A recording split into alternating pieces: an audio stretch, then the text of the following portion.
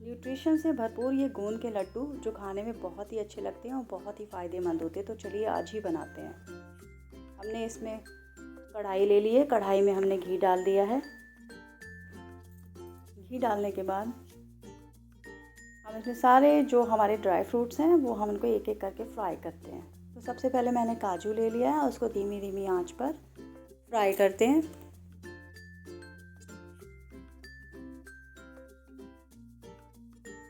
और ये काजू हमारा फ्राई हो चुका है। अब इसको एक प्लेट में ट्रांसफ़र कर देते हैं कुछ इस तरह। चलिए काजू तो हो गया, अब आती है बादाम की बारी।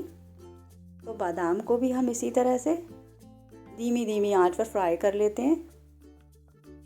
मेवा कभी भी तेज़ आंच पे फ्राई नहीं करते हैं क्योंकि वो जल जाती है, इसीलिए धीमी धीमी आंच पर हम इसे फ्राई करेंगे।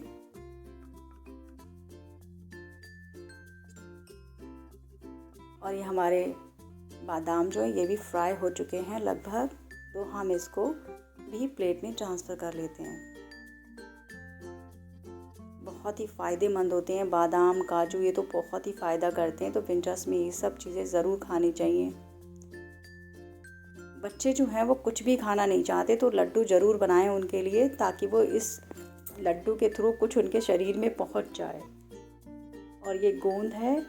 अब इसके बाद हमने गोंद लिया है। बादाम जो हमने फ्राई करे थे उसी में थोड़ा सा घी बचा था, मैंने उसी में थोड़ा सा गोंद डाल दिया है और गोंद को भी फ्राई कर लिया। और लगातार आपके पास जितना भी गोंद है आप धीरे धीरे घी डालते जाइए और इसमें फ्राई करते जाइए गोंद को। घी कम लगे तो आप अपने हिसाब से और बढ़ा सकते हैं।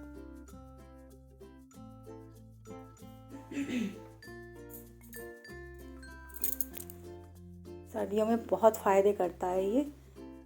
देखिए इसको भी हमने प्लेट में ट्रांसफ़र कर लिया है। और इसके ऊपर जो आपको कुछ गोल गोल दिख रहा है, इसमें मैंने दक्खनी मिर्चें भी 1 चम्मच फ्राई कर दी हैं, फ्राई करके डाल दी हैं। अगर आपको पसंद हो तो आप भी डाल दीजिए, इससे जो है लड्डू और भी टेस्टी भी बनता है और ये फ़ायदे भी बहुत करती है, बच्चों के लिए भी और बड़ों के लिए भी। दक्खनी मिर्च आँखों के लिए भी, आँखों की रोशनी के लिए भी बहुत फ़ायदे करती है।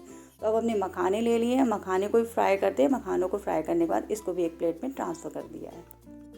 तो अब हमारे सारे ड्राई फ्रूट्स तो तैयार हो चुके हैं फ्राई होके। अब कढ़ाई में लेते हैं 2 चम्मच घी और इसमें हम भूनते हैं बेसन को। डालते हैं हम 3 चम्मच बेसन और इसको धीमी धीमी आंच पर इसे भी भून लेते हैं। थोड़ा सा घी डालकर हम इसे भूनते हैं।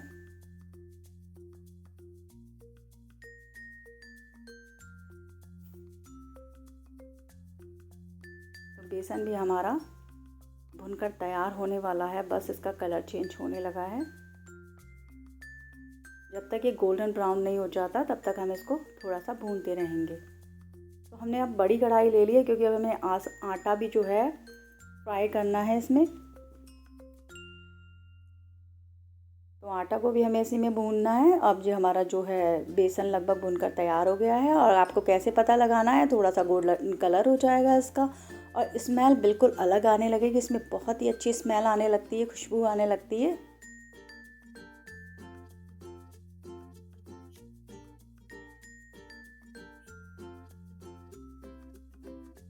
तो हमने इसमें 3 से 4 कटोरी इसमें आटा डाल दिया है।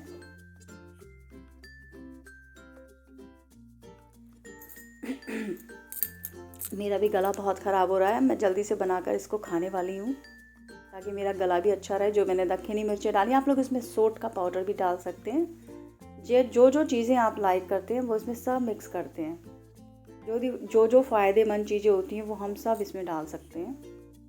अब हम आटे को भी इसी तरह से इसको भूनेंगे हम कढ़ाई में। ये जो गुठलियाँ बन रही हैं घी की,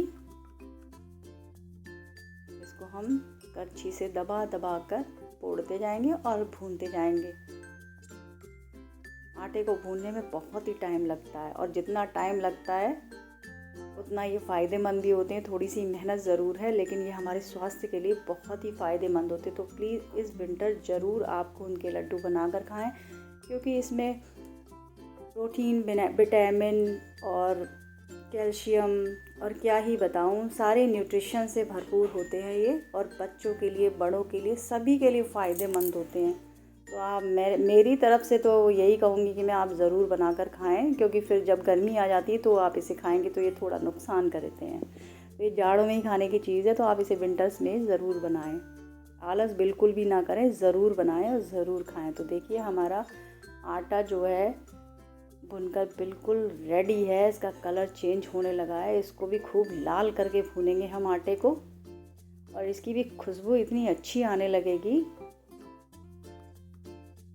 तो आपको पता चल जाएगा कि आटा हमारा लगभग भुनकर तैयार हो गया है।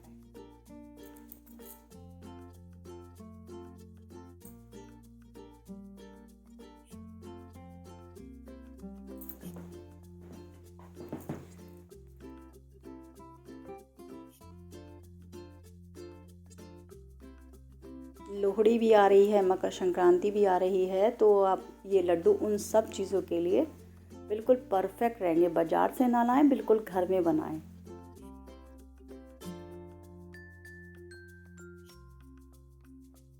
देखिए अब लगभग ये भुनकर तैयार हो चुका है।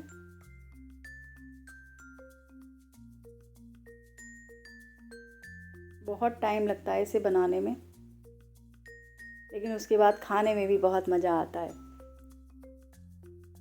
एक लड्डू सुबह शाम ज़रूर खाएं। अब हम लेते हैं सारे ड्राई फ्रूट्स, जिन्हें हम मिक्सी में एक एक करके पीस लेंगे। आप चाहें तो इसे कटोरी से दबा सकते हैं, गोंद को दबा दबा कर भी पीस सकते हैं, लेकिन मैंने सारी चीज़ों को मिक्सी के जार में ही पीस लिया है। तो सबसे पहले लिए हमने मखाने को पीस लिया है। उसके बाद लिए हमने काजू को भी पीस लिया, और इसी तरह से बादाम को भी पीस लिया और इसमें डाल दिया। सारी चीज़ों को पीस कर हम इसमें डालते जाएंगे। और आप तो जानते हैं मेवा कितना फ़ायदा करती है।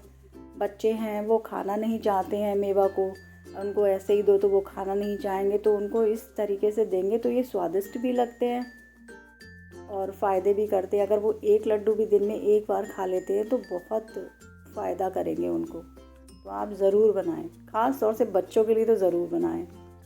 और घर में बड़े बूढ़े होते हैं या हम लोग होते हैं, तो हमारे लोगों को भी ठंड में जो है बहुत पैरों में दर्द होता है, शरीर में दर्द होता है, लेडीज़ को कमर में दर्द रहता है, तो ये उन सब के लिए फ़ायदेमंद है। और कमर दर्द के लिए तो बहुत ही फ़ायदेमंद है। किसी भी उम्र की लेडीज़ को खाने चाहिए ये, और बच्चों को भी खाने चाहिए, बड़ों को भी खाने चाहिए। और देखिए हम इसको लड्डू को बांध कर देख लेते हैं थोड़ा सा, अब ये बंध रहा है या नहीं। देखिए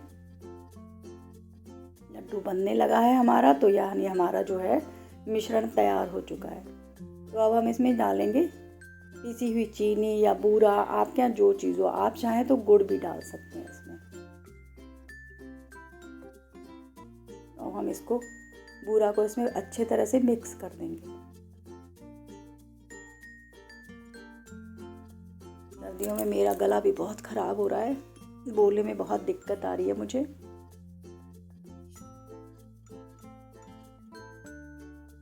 चलिए इसको मिक्स कर लेते हैं। और अब हम लड्डू बनाने की बिल्कुल तैयारी करते हैं।